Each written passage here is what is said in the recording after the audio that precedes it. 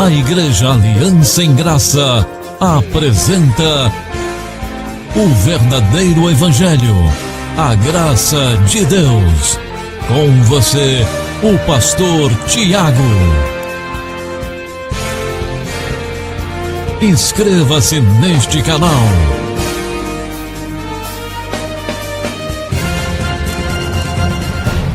Graças a Deus. Eu quero cumprimentar você que já nos ouve aí pelo YouTube, pelas redes sociais, em qualquer tempo que essa mensagem chegar a você, que Deus possa edificar a tua vida, falar no teu coração, direcionar você e toda a sua família para a vida de paz e alegria no Senhor. Amém? Seja bem-vindo. Você que ainda não é inscrito nesse canal, se inscreva, venha participar conosco, venha se interagir conosco. E eu desafio você a ouvir esta mensagem até o final e depois, se você gostar, compartilhar ela com outras pessoas, deixe o seu like, nos ajude a divulgar a graça de Deus gratuitamente aos corações das ovelhas do Senhor, por onde essa mensagem chegar, em nome de Jesus. Bom, abra sua Bíblia em 1 Coríntios capítulo 10, eu vou ler o primeiro versículo do capítulo 10, depois nós vamos orar para que o Senhor nos edifica pela sua palavra. E também vamos orar por aqueles nossos irmãos que não estão aqui, devido a esse momento que estamos vivendo. Alguns irmãos estão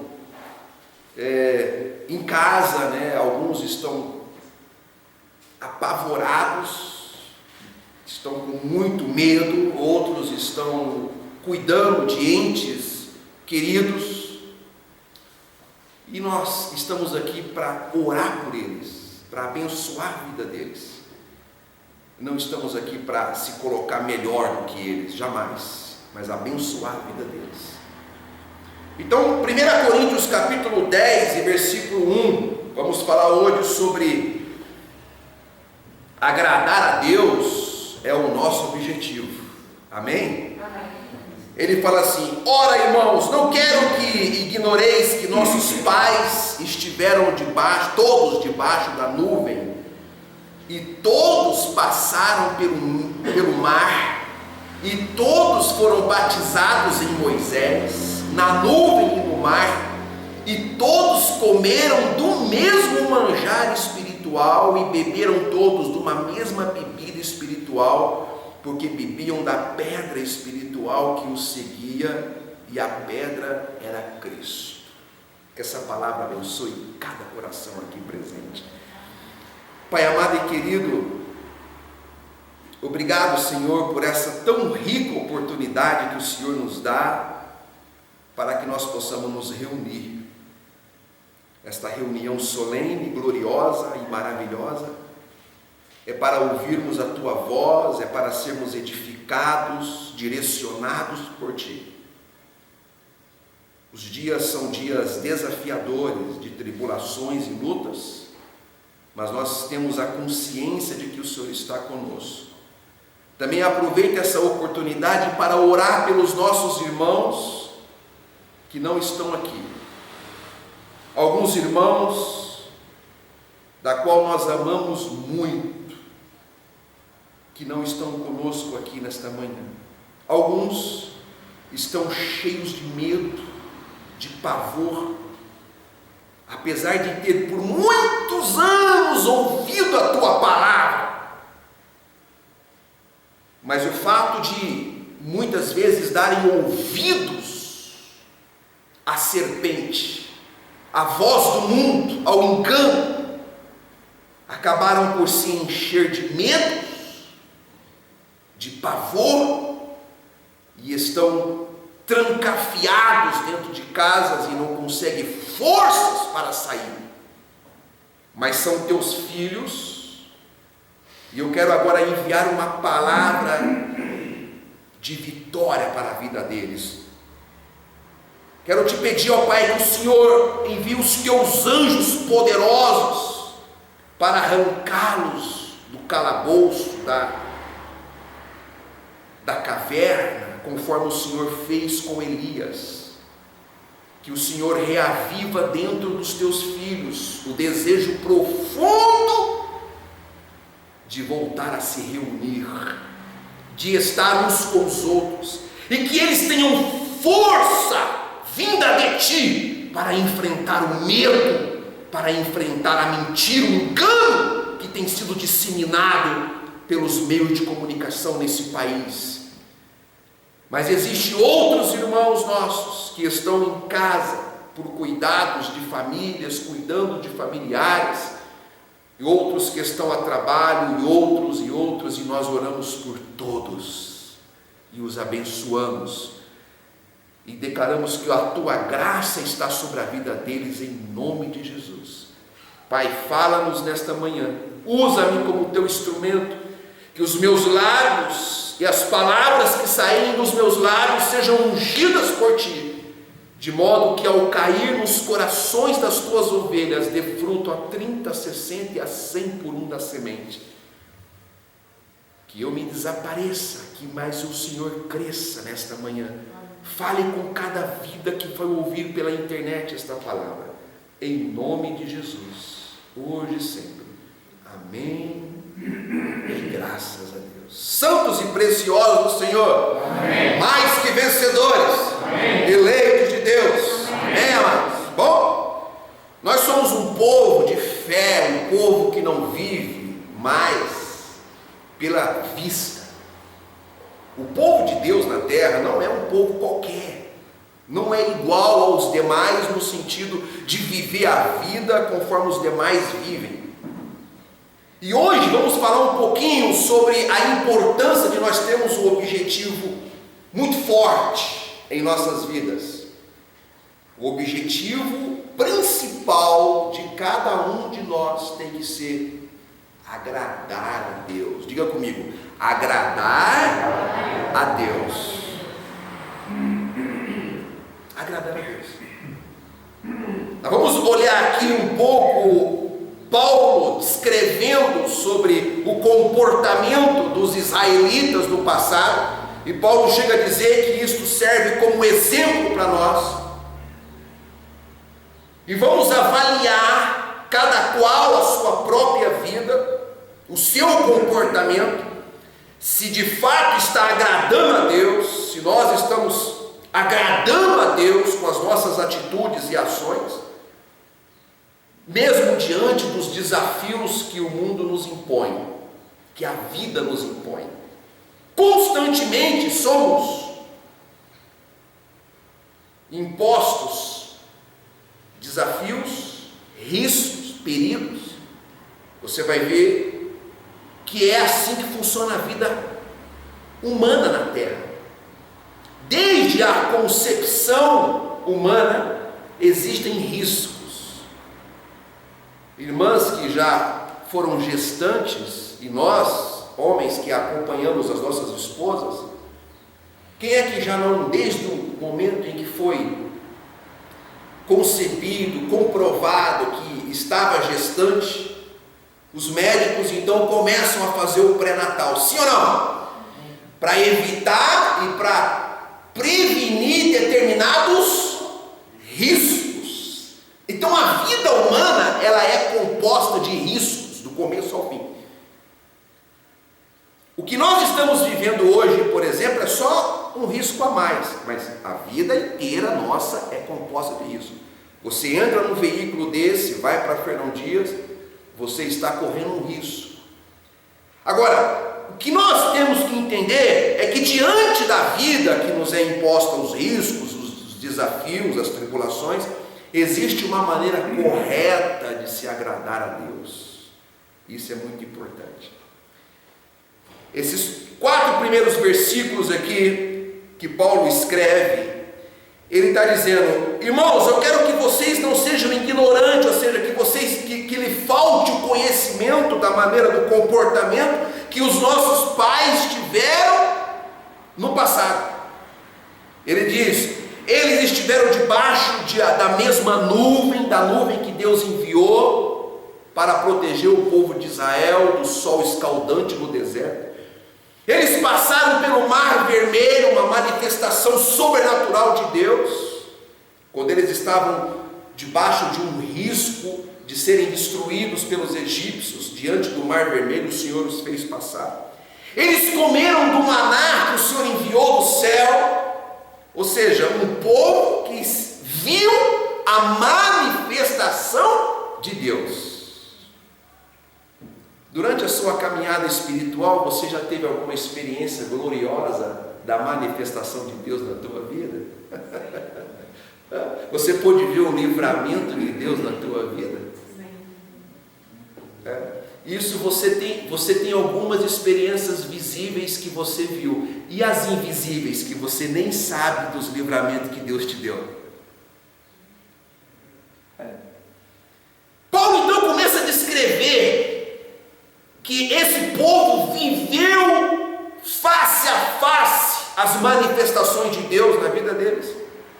Ele diz: eles beberam de uma mesma bebida espiritual, daquela rocha que jorrou água no deserto, manifestação sobrenatural, que simbolizava e que simboliza Cristo.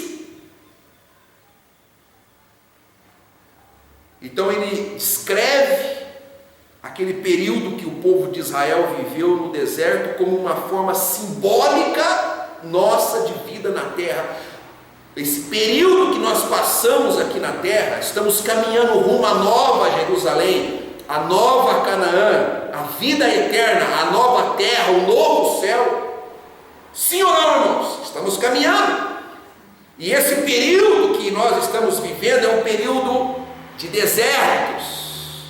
Nós enfrentamos doenças, enfrentamos dificuldades financeiras, crises econômicas, problemas familiares, enfrentamos problemas emocionais, enfrentamos traições, enfrentamos dores, enfrentamos, e Deus vai conosco, e nós vamos vendo as manifestações do Senhor.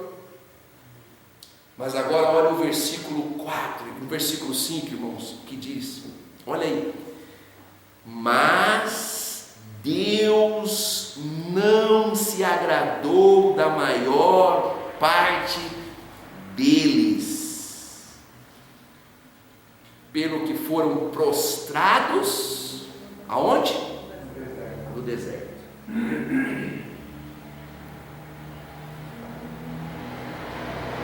Eles viveram tudo isso. O povo passou no meio do Mar Vermelho, viu pão cair do céu,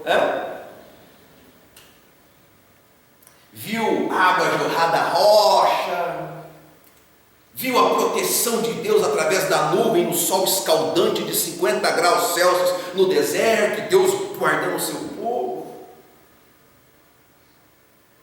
Contudo, a maior parte deles não agradou a Deus. É possível isso? Sim, é possível. Como que pode, irmãos, eu ter um relacionamento com Deus, uma experiência profunda com Deus durante muito tempo, e quando eu tenho que manifestar, no momento que eu tenho a oportunidade de manifestar uma fé sobrenatural, enfrentando a morte, se for preciso, de frente, sem medo, aí eu recuo, eu me enfio dentro de uma caverna, de um buraco, me prostro e fico lá. Eu não estou agradando a Deus dessa forma. Sim ou não, irmãos? Você sabe por que não? Eu vou explicar para você por que não. Porque o Salvador das nossas vidas, a quem nós seguimos, ele teve todas as razões possíveis existentes de risco para ele falar: não, mas isso aqui é muito perigoso para mim. E se ele diz isso, eu e você não seríamos salvos por graça hoje. Estaríamos condenados, desprotegidos e destruídos. Mas Jesus, ele enfrentou todos os riscos possíveis, porque o objetivo dele, conforme ele mesmo disse na palavra, era cumprir a vontade do Pai, porque ele estava na condição de filho, e eles tinham que cumprir a vontade do Pai, e a vontade do Pai era que ele enfrentasse tudo aquilo. Lá no Getsemane, ele orou dizendo: se for possível, passa de mim esse cálice, mas se não, todavia seja feita a sua vontade, não a minha. E ele suou sangue. Suou sangue. Tamanho era a dor na alma e nas emoções de Jesus. Mas ele enfrentou tudo por amor a nós. A pergunta que eu faço é: estamos preparados para enfrentar tudo por amor a Ele? Ou nós vamos ficar escondendo, cheio de medo e pavor diante das ameaças e dos riscos e das tribulações que o mundo nos impõe? Estamos preparados para olhar para esse mundo, olhar para tudo que existe, olhar para a morte, para os riscos e dizer: maior é o amor que eu tenho pelo meu Salvador do que o que esse mundo está me dizendo? Porque a maior parte do povo israelita não agradou a Deus, porque na hora que eles tiveram que manifestar uma confiança, uma força, eles tiveram atitudes, conforme nós vamos ler aqui embaixo, atitudes covardes, atitudes de murmuração, de reclamação, de covardia. E nós estamos nessa terra, irmãos, não é para agradar a nossa carne, nem para preservar a nossa carne, mas é para agradar o Senhor, que na cruz do Calvário Ele bradou, Ele esticou os braços e disse: está consumado, está consumado. O crente não pode ter medo da morte, o crente não pode ter medo da vida, o crente não pode ter medo das tribulações, da espada, da nudez, da fome, da perseguição. O crente sabe que em tudo isso ele é mais do que vencedor. Não importa se vivemos ou se morremos, já estamos em Cristo, estamos garantidos para todo sempre. Essa tem que ser a nossa consciência. Então a maior parte deles não agradaram, e por isso foram prostrados. O que é ser prostrado, irmãos?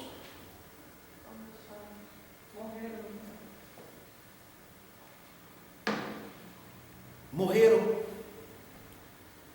Tem muita gente morrendo, irmãos, nos sonhos, nos objetivos, nas relações. Irmãos, eu não aguento ficar sem vocês, não. Faz isso comigo não, pelo amor de Deus. Não dá não. A gente está interligado uns nos outros. A vida passa a não ter sabor.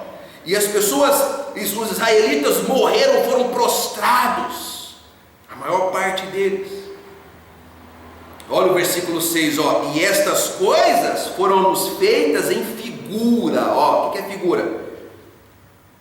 Como uma sombra, como um exemplo, para que não cobicemos as coisas, mas como eles cobiçaram. Vamos falar um pouquinho sobre isso aqui. Você sabe qual é o problema de algumas pessoas, irmãos, na caminhada rumo à eternidade? É o apego nas coisas desse mundo. O apego nas coisas desse mundo acaba gerando uma cobiça em nossos corações. Irmão, nós somos peregrinos. Olha o que eu vou dizer: nem o nosso corpo a gente vai levar, vai ficar tudo aí. Nem o corpo leva, vai ficar aí. Estamos aqui só por um único motivo: para agradar a Deus. Mais nada.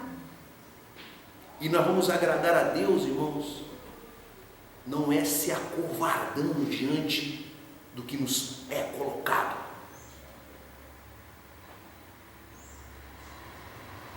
Eles fizeram tudo isso, e Paulo vem e diz: tudo o que aconteceu com os israelitas no passado, que sirva como exemplo, como figura, como símbolo para nós. Olhe, Se a gente fosse parar o culto aqui agora e falar para cada um de vocês, contar uma experiência que vocês tiveram durante esse período que vocês vêm caminhando com Deus, vocês vão dizer, um vai falar, olha, eu estava condenado à morte, o Senhor colocou as mãos, porque ainda os meus dias eram longos e o Senhor me deu vida. Eu estava assim assado e o Senhor me deu vida. Eu vivi dessa forma, à beira do precipício o Senhor me arrancou de lá. Eu vivi, e cada um de nós, todos nós, temos o cuidado de Deus em nossas vidas. Cobiçar as coisas dessa terra, às vezes, o apego pelas coisas dessa terra, às vezes é até pelo próprio corpo, pela própria existência. Eu não quero que você saia daqui, vou morrer, quero morrer. Não é nada disso. Mas se você tiver medo da morte, é porque você está apegado ao seu corpo, à sua existência. Você não pode ter medo. Amém, irmãos? Amém. O crente é o único que não pode ter medo de morrer. O único. Porque ele sabe para onde ele vai.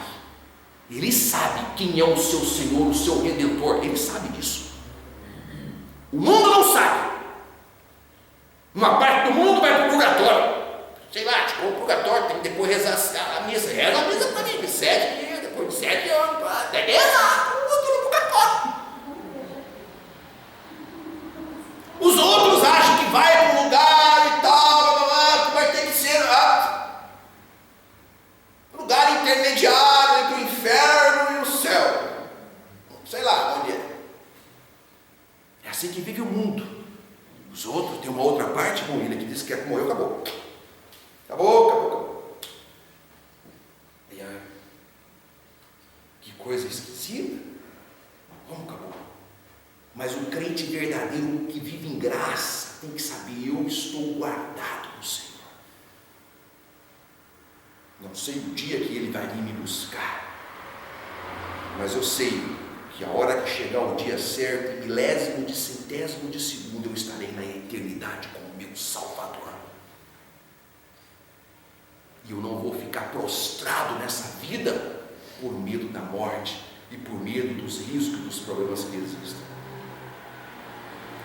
Ele diz no versículo 7, não vos façais, pois, idólatras, como alguns deles, conforme está escrito. O povo assentou-se, comeu, bebeu, levantou-se para folgar. Tá bom.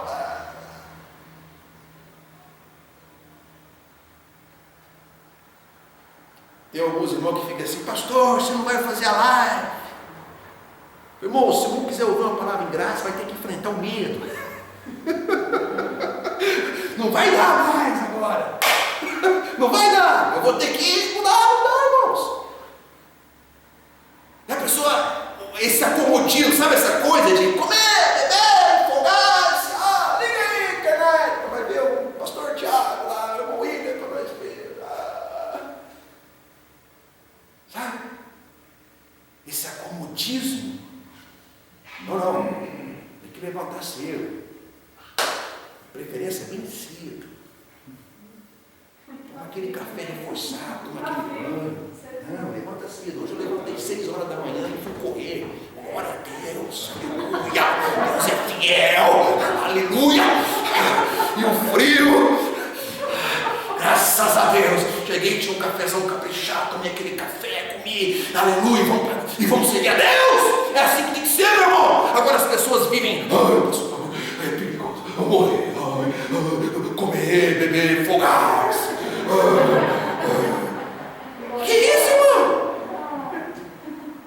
Anda, força. A caminhada é longa.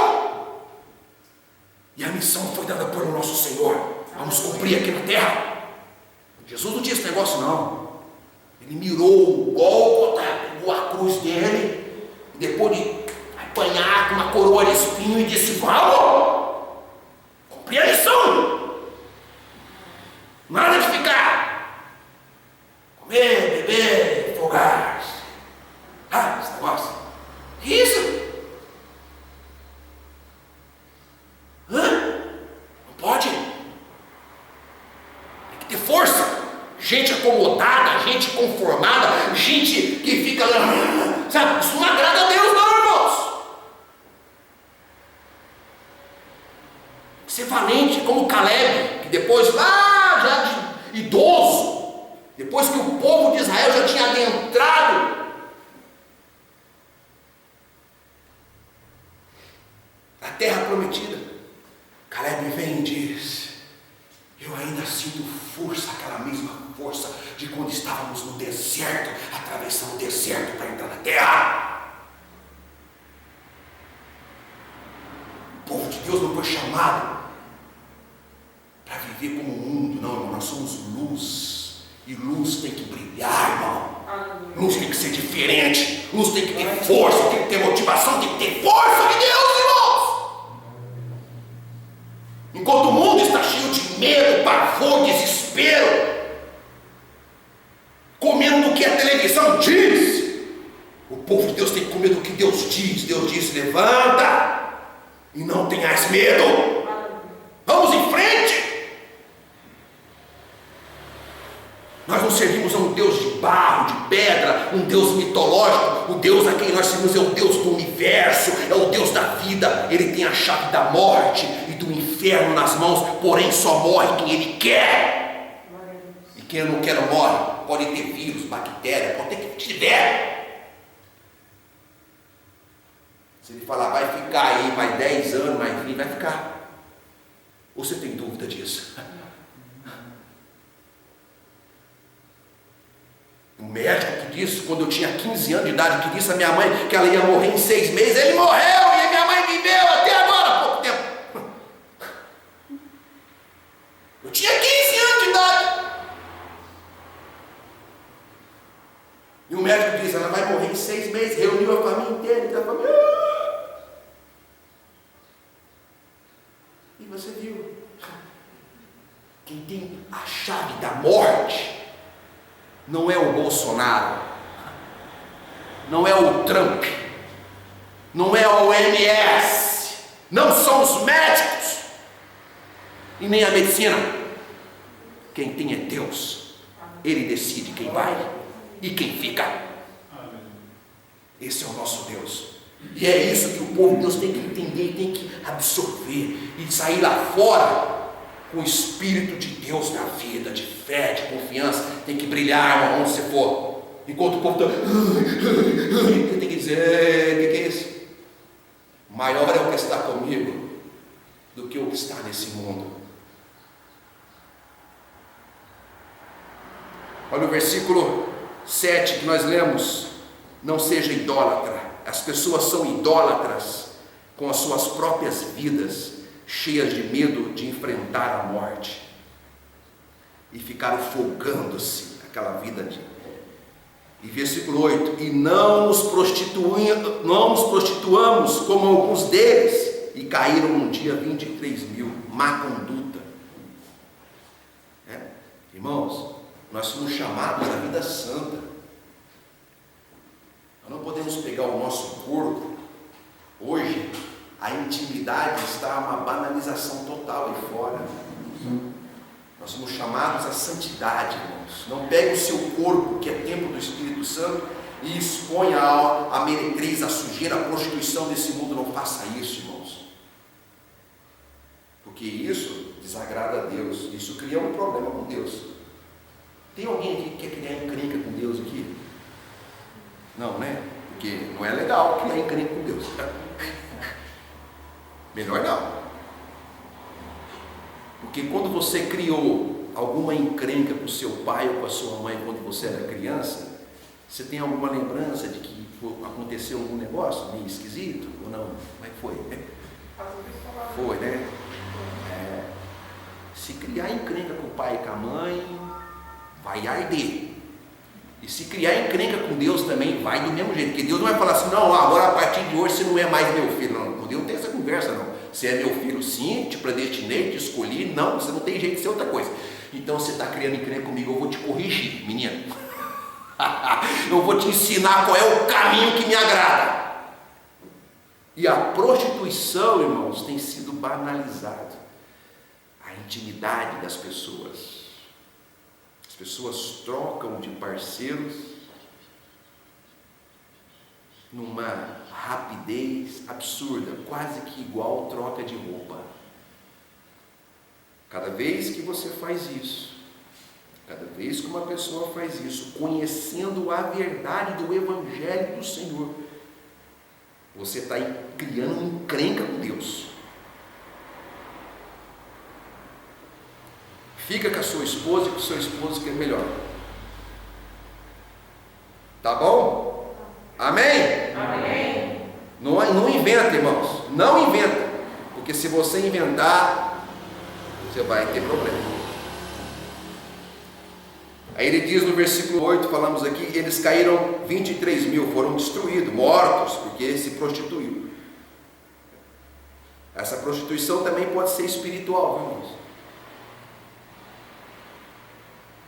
Tá? Não vai cair na prostituição. Ó, se prostituir espiritualmente, pode ser você dar ouvido mais para o mundo que para Deus. Você está se prostituindo. É ou não é? É.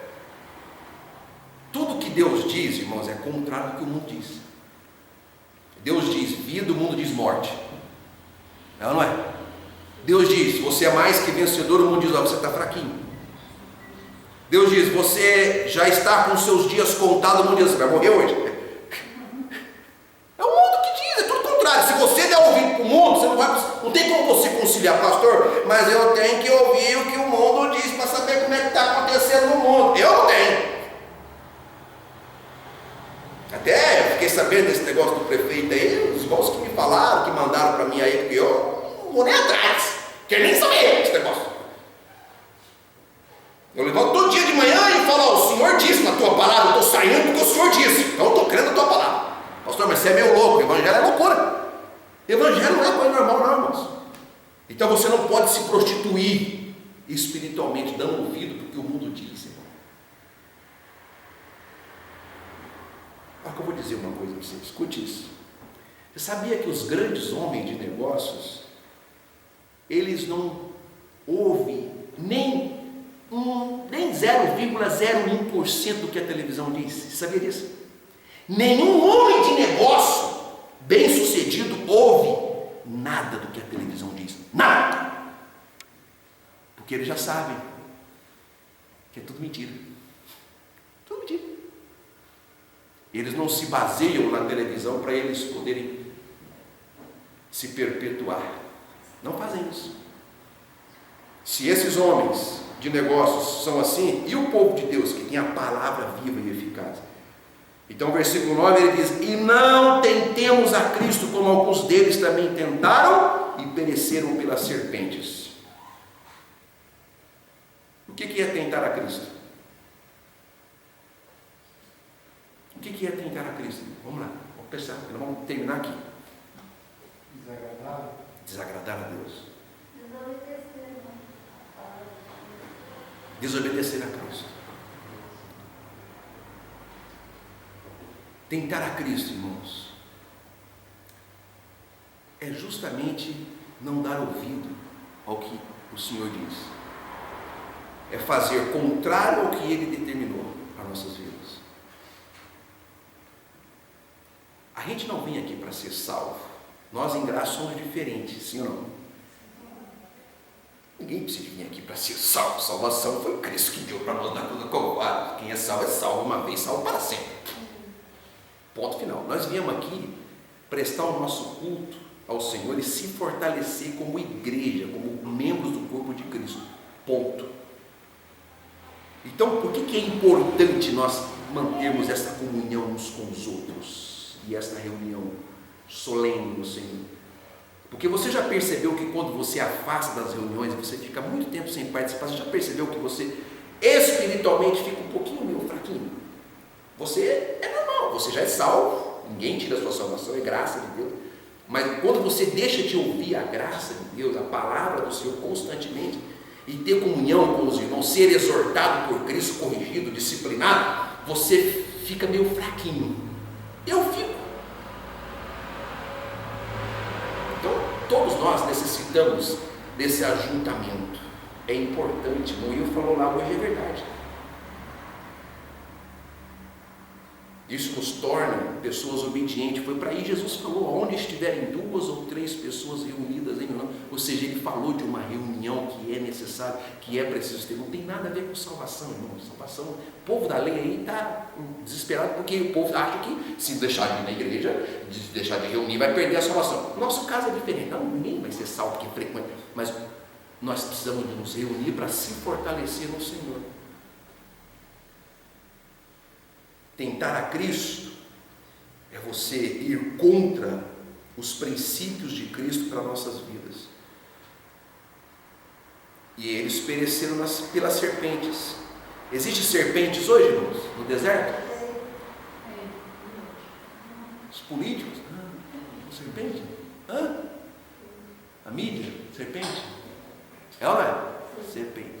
Nós falamos aqui quarta-feira aqui da palavra, os irmãos lembram? Os irmãos que vieram aqui na quarta-feira. Eva e Adão sabia recitar tudo que Deus havia dito a eles. Eles conheciam. Só que um dia a serpente confundiu a cabeça de Eva e Eva começou a dar ouvido à serpente, mesmo conhecendo o que Deus havia dito. E sabe qual que foi o resultado? Medo e vergonha. Toda vez que a pessoa começa a ouvir a serpente, ela fica cheia de medo e vergonha. Quem ouve só Deus não tem medo de nada, enfrenta os desafios, as tribulações, obviamente com sabedoria e com prudência, mas enfrenta e segue a vida. A pessoa começou a ficar cheia de medo, pavor, paralisada, dentro de uma caverna, é porque começou a ouvir a serpente. É exatamente o que aconteceu com Eva e Adão. Vai lá para você ver. Quarta-feira falamos aqui. Então, segue a tua vida agradando ao Senhor. Não tente a Deus dando ouvido pelas serpentes, porque você pode perecer na sua caminhada através das suas emoções, dos seus problemas. Último versículo, versículo 10. E não murmureis, como também alguns deles murmuraram e pereceram pelo destruidor. O que é murmurar? Reclamar. Você conhece algum crente que fica reclamando o tempo todo? Conhece? Só reclama. Ai, pastor, mas o governo, ai, pastor, mas não sei o que, ai, pastor. Eu falo, irmão, eu nunca vi ninguém resolver nada na vida com reclamação. Já começa por aí. Murmuração não faz parte, irmão. Os problemas existem. Não adianta você ficar reclamando. Não adianta, irmãos. Você vai ter que ter atitude de Deus, de fé. Porque agradar a Deus tem que ser pela fé. É impossível alguém agradar a Deus se não for por fé, por confiança em Deus. Olha o que eu vou dizer.